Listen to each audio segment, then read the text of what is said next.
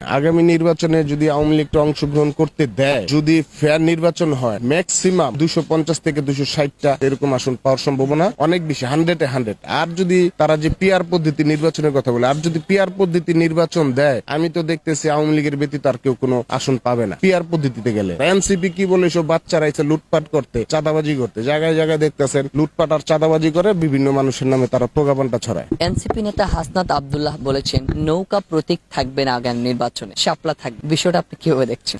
বিষয়টা আমরা হাস্যকর হিসাবে দেখি। নৌকা এই দেশের জন্য যা দিয়ে গেছে, ওর বাপজাদা 14 গোষ্ঠীর আসলে সব রাজাকার। ওরা এই দেশে কি দিতে পারবো? ওরা লুটপাট চাঁদাবাজি করবো, এইটাকে এই দেশের জনগণ মেনে নিব।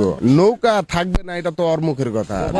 ওর 14 গোষ্ঠীর ভিতরে তো অনেকে নৌকায় ভোট দিব অগ কার্যকলাপের কারণে। ওই তো নিজেই নৌকায় ভোট দিব দেখবেন কিছুদিনের ভিতরে। ওদের দলের ম্যাক্সিমাম লোকই নৌকার লোক।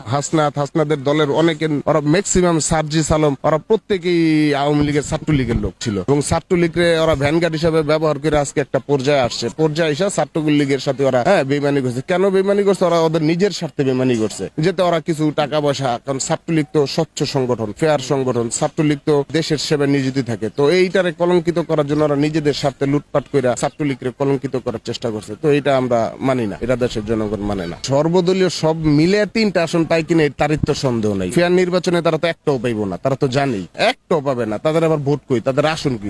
দেশের মানুষ তো শান্তিতে নেই, চুরি ডাকাতি ধর্ষণ লুটপাট। এই কারণে আমি দেখতেছি যে ওদের কার্যকলাপ আওয়ামী লীগের ভবিষ্যৎ অনেক ভালো করে দিছে।